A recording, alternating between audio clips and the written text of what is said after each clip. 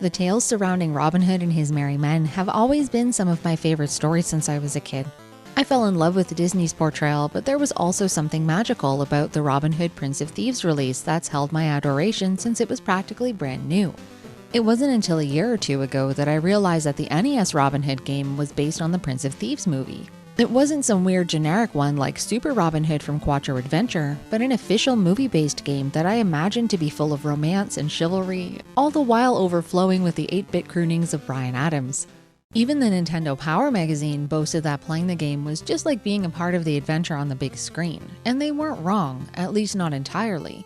All of your favorite characters are here, like Chuck Norris as Guy of Gisborne or Mountain Neck David Hasselhoff as Robin of Locksley. Even though the pixel art's quite nice overall, the lack of colors and weird contrast in the character portraits produced some truly horrifying results, like Friar Tuck with his soulless expression, gaping eye sockets included. There seemed to be little consistency in the portrait detail, right down to how much of the frame these people filled. But nonetheless, they were a nice addition for conversations rather than just some small sprites with text boxes flashing back and forth above them. The story ticks off many of the major points in the plot and opens right where it should. You take control of Robin, who's in the process of trying to escape imprisonment after he's been captured while fighting in the Crusades. This section runs you through gameplay basics, which include some light puzzles that involve searching for hidden items in the room or on the bodies of your foes, some hand-to-hand combat, and even the first of many side-view melee battles. After finding an exit and escaping with a few people in tow, the game really begins in the sewers, where you'll have to whack an endless stream of guards on your way to freedom.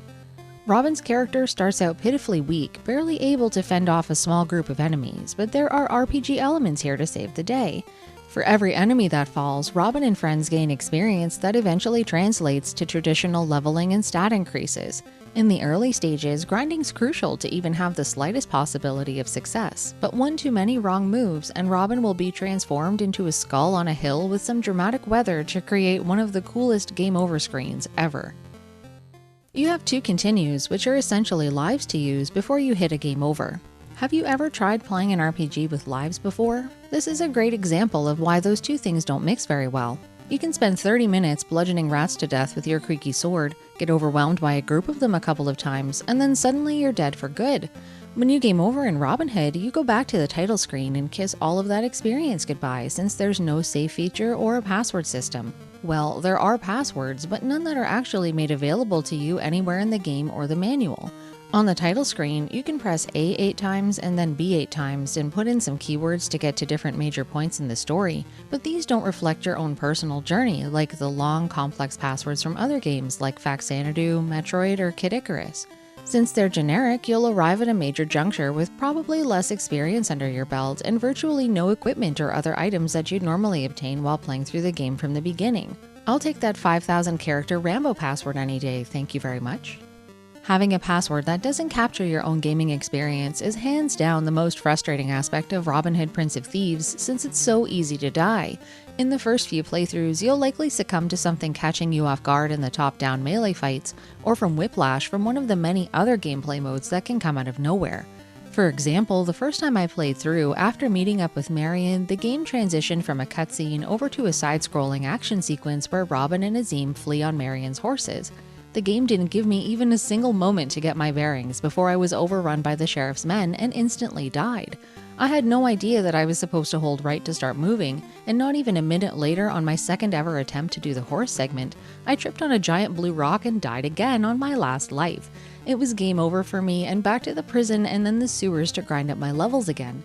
You can be the most careful player and still get bowled over by unfairness like this, and a password system or even removing the lives from the game would have gone a long way to make your efforts feel meaningful. The majority of the game is spent exploring various backdrops like outdoor areas or buildings with Robin fending off opponents in close-range combat. There's very little refuge in these sections, and just like in the sewers, it's easy to get backed into a corner and killed if you're not careful.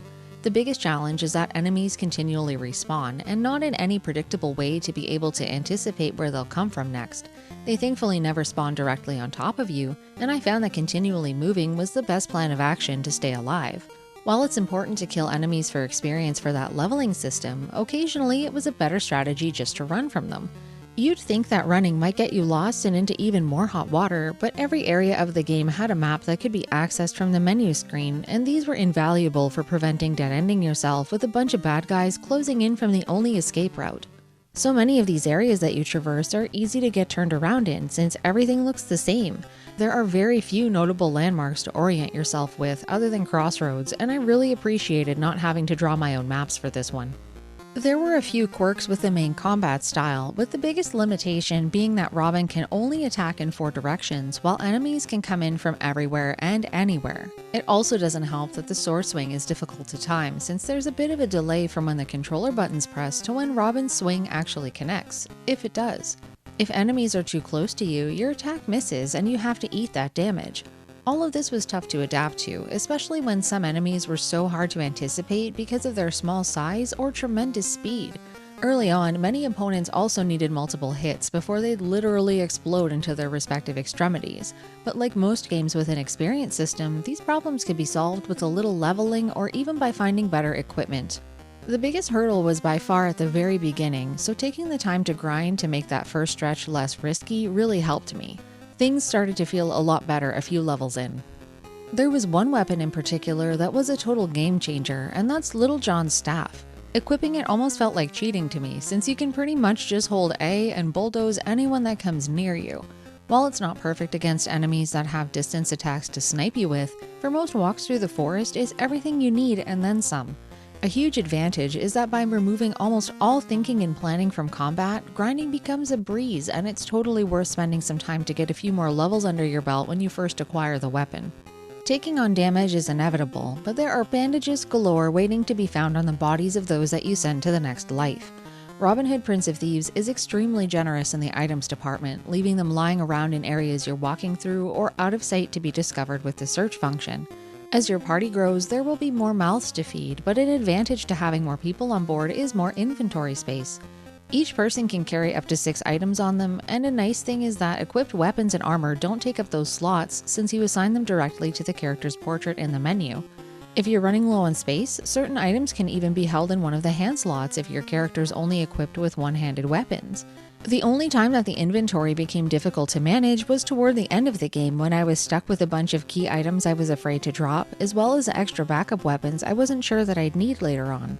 Your other party members cycle through as the plot presses on, and unfortunately you lose items you've left on characters if they leave your party for good. If you know the movie a little, these situations are easy enough to predict, but it's still an oversight that can cost you some good equipment if you're not expecting it. If you're wondering why you're even collecting party members for your quest to begin with, they help you in these big group battles that are called melee encounters in the manual. Here, your comrades fight alongside you to take down a huge onslaught of the sheriff's men that pop up at key points in the story. While a change of pace from the top-down one-on-one stuff with Robin was nice, these battles were not easy to oversee since I never felt like I was in control of the big picture. You only direct one character, but the sheriff's men have tons of advantages, not only in their numbers, but also in their weapons and magnetism that gravitates straight for your group. Your party members are AI controlled and are only as good as the armor and weapons that you've given them. Because there aren't any shops to buy upgrades from, you're restricted to giving them whatever you found lying around in your travels, and they might end up lying around dead on the battlefield as a result of this. The best strategy I could muster was putting long-range weapons on the computer-controlled allies and running in full swing with Robin, and apart from a few exceptions, I was able to win playing this way. While you can switch between your characters, there didn't seem to be much point in trying to micromanage these fights since they happen so fast and there's so little time to think or plan for anything. The other battle mode is in the form of one-on-one dueling, and for some reason, everyone from England in this time period was a full-on acrobat and way too hard to pin down for murdering. These people ran circles around Robin, and while I was initially trying to mimic their jumps and tumbles to get up in their faces, it never ended well. After a few defeats, I stuck to the strategy of staying low and hoping to get my opponent stuck in some kind of cheese cycle. It was never quite a perfect stun lock, but usually letting them have the high ground was advantageous so that you could bop them where their sword couldn't find you. It was a bit counterintuitive, but it worked. I mentioned earlier that Nintendo Power really emphasized that the video game adaptation was a carbon copy of the movie, and while it's true to an extent, the adventure takes some really weird detours between major story points. I don't really remember the part in the movie where Robin set out to destroy a wild boar that was terrorizing some villagers, and I certainly can't recall anything at all about some merry men being sent out to stop a forced marriage of a woman to an evil baron either. These and many other little side quests were stuffed into a movie plot that already had a ton of great things going for it, but these additions were honestly kind of boring. It doesn't help that you're herded into a very prescribed set of events that have to happen in a certain order, but you can't even go and do other things and leave the boring stuff behind for a while. You have to jump through all the hoops that the game holds out in front of you in the order that it wants you to, and padding out the playtime with these lame side missions really took the wind out of the sails for me. If there's one thing that the game did right by the movie, it's the ending. While I normally wouldn't spell out what happens, the movie's already a billion years old by now, and I don't think I'm crossing any lines by talking about it here in detail. So many NES games leave you feeling empty inside with their horribly misspelled, pathetic ending screens that never seem to wrap things up very well. On the contrary, Robin Hood Prince of Thieves' ending should be admitted into a hall of fame for game endings that truly deliver. Not only do you get these excellent cutscenes in various shades of brown with very impressive pixel art, you also get a front row seat to the moment that you've been waiting for the entire game. The kiss of Robin and Marion, their first as husband and wife, on the happiest day of their entire lives.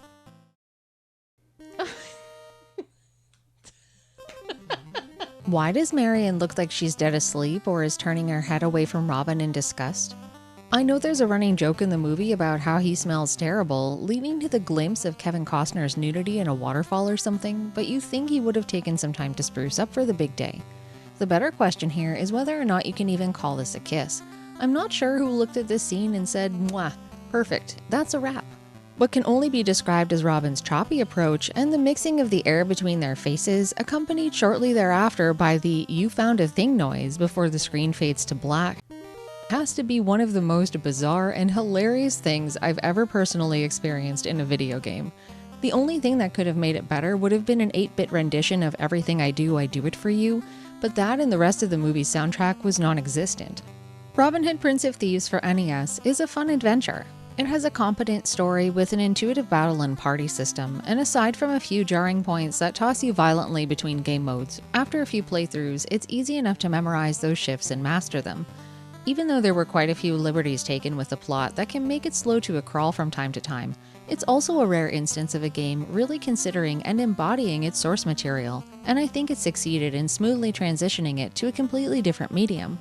While it's far from perfect and occasionally a little weird, this NES quest is a great way to kill a few hours and relive a memorable take on a timeless character and his friends. Oh, I can go in the houses? Hello, are you naked? Hi. These huts are looking pretty good. Oh yeah? What can I steal from you? Give me all your stuff. No?